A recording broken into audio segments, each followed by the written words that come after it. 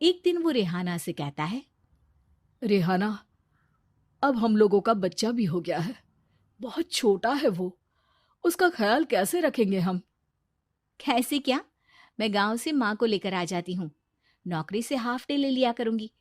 अभी तो वो छोटा है, स्कूल जाने तक मैं मैनेज कर लूंगी। देखो रेहाना, मैं अब अच्छा कमा रहा हूँ। तुमको नौकरी करके परेशान होने की कोई जरूरत नहीं है। अरे कैसी बात कर रहे हैं? मैं अपनी लगी लगाई नौकरी कैसे छोड़ दूं? और मैंने तो सुना है हम लोगों को कुछ ही महीनों में सरकारी नौकरी मिल जाएगी। सरकारी नौकरी में कितना कमा लोगी? उतने में तो मैं ड्राइवर रख लूंगा। रेहाना को रवि की बात का थोड़ा बुरा तो लगता है। कम से कम मेरी नौकरी की इतनी बेइज्जती मत करो। भूल गए, इसी नौकरी के बदौलत तुमने अपना बिजनेस खड़ा किया है। अरे वो तो मैं किसी के भरोसे भी कर लेता। देखो, अपने बच्चे को संभालो, घर का काम करो। अब बाहर जाती तुम अच्छी नहीं लगती हो। रेहाना रवि के कहने पर नौकरी तो छोड़ देती है, लेकिन अब बड़े से घर में उसकी कीमत किसी नौकर से कम नहीं होती। एक दिन रवि का दोस्त आता है। भाभी, हम लोग तो आपको तब से जानते हैं जब से आप लोग शादी होकर इस शहर में आए थे। आपकी बदौलत ही सारा बिजनेस खड़ा हुआ है। ये किस्मत तो आप ही की है भाभी। हाँ हाँ भाई, हमारी मेहनत तो कुछ है ही नहीं। अरे होगी, लेकिन भाभी की किस्मत के आगे कुछ नहीं। दोस्त वहां से चला जाता है, लेकिन रवि का गुस्सा सातवें आसमान में होता है। देखा कैसे बोल रहा था? अरे बिल्कुल अच्छा आदमी नहीं है ये।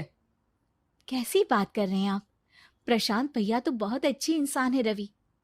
कैसे उन्होंने हमारे मुश्किल वक्त में हमारा साथ दिया था। अरे था पैसा तो साथ दिया, नहीं तो कौन पूछता है? रवि का व्यवहार पैसा आते ही अलग हो गया। वो बंदे को बंदा नहीं समझता। घमंड से घिरे रवि ने तो एक दिन हद ही कर दी। रेहाना, मैं अब तुम्हारे साथ नहीं रह सकता हूँ। क्या? क्या बकवास कर रहे हो रवि? क्या कहना चाहते हो? और क्यों नहीं रह सकते तुम मेरे साथ? देखो, मुझे कोई और पसंद है, और उसने साथ रहने पर बस यही शर्त रखी है कि मुझे तुम्हें तलाक देना होगा। रेहाना, जो कि एक स्वावलंबी महिला थी, उसने बिना देर किए रवि को कह दिया, कोई इश्यू नहीं, मुझे पैकिंग में 4 दिन का वक्त लगेगा, लेकिन तब तक मैं तुम्हारे साथ नहीं रहूंगी। 4 दिन के लिए तुम कहीं और शिफ्ट हो जाओ, मैं घर से निकलूंगी तो बता दूंगी। रवि घर छोड़कर चला जाता है। रेहाना को दुख होता है, वो रोती है, लेकिन व्यवहार से स्ट्रांग रेहाना को पति के वापस आने का और उसे सबक सिखाने का पूरा भरोसा था। फिर एक दिन, अरे शुशिका, कब शादी करोगी तुम मुझसे? यार मैंने तो सोचा था तुम शादी से पहले मुझे विदेश लेकर जाओगे, महंगी कार दिलाओगे। अरे सब दिला दूंगा, लेकिन पहले मुझसे शादी तो कर लो। हाँ हाँ, क्यों नहीं।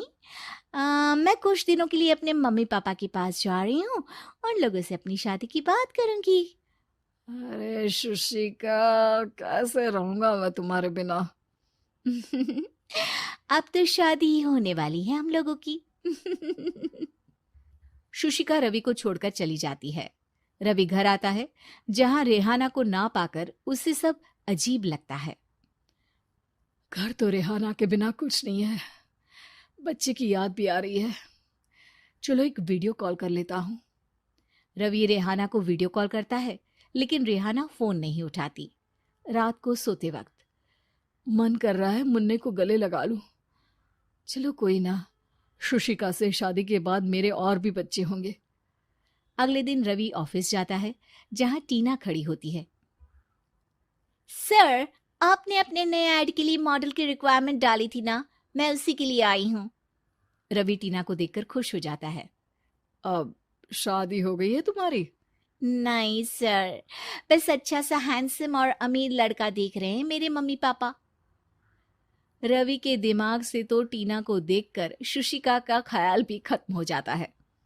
अरे यार, ये लड़की मिल जाए कितनी सुंदर है। शुशिका तो इसके आगे कुछ नहीं है। आ, अब क्या तुम्हें ऐसा नहीं लगता कि मुझसे मिलकर तुम्हारी ये खोज खत्म हो गई है? आप ना आप तो दो बच्चों की पापा लग रहे हैं। अरे नहीं नहीं, मेरी शादी तो हुई थी, लेकिन बीवी को किसी और से प्यार था, मुझे छोड़कर चली गई।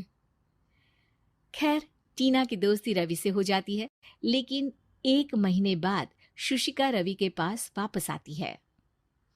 मेरे मम्मी पापा तुमसे मिलना चाहते हैं, लेकिन उन लोगों को ये मत बताना कि तुम पहले से शादीशुदा हो। और हाँ, शादी से पहले अपनी सारी प्रॉपर्टी तुमको मेरे नाम करनी होगी। अरे पागल, अब मैं तुमसे शादी ही नहीं करना चाहता। भला ऐसी लालची औरत से कौन शादी करेगा? तभी वहां टीना आ जाती है। रवि, ये पागल सी औरत कौन है? देखो, तुमने ही कह दिया ना पागल, तो पागल ही है। पता नहीं कौन है, कह रही है शादी कर लो, लेकिन शादी से पहले अपनी सारी प्रॉपर्टी मेरे नाम कर दो। बोल तो सही रही है। वैसे तुम जानती हो, मेरी एक सहेली है, उसके पति ने उसे पैसा आते ही छोड़ दिया, जबकि उसको खड़ा करने वाली ही मेरी सहेली थी। और मुझे भी भरोसा नहीं है। अगर मैं भी तुमसे शादी करूंगी तो तभी, जब तुम मेरे नाम अपनी सारी प्रॉपर्टी कर दोगे। अरे हाँ हाँ, क्यों नहीं, बिल्कुल कर दूंगा। रवि और टीना की शादी की तारीख तय हो जाती है। वो अपनी सारी प्रॉपर्टी के कागज लेकर शादी वाली जगह पर पहुंचता है, लेकिन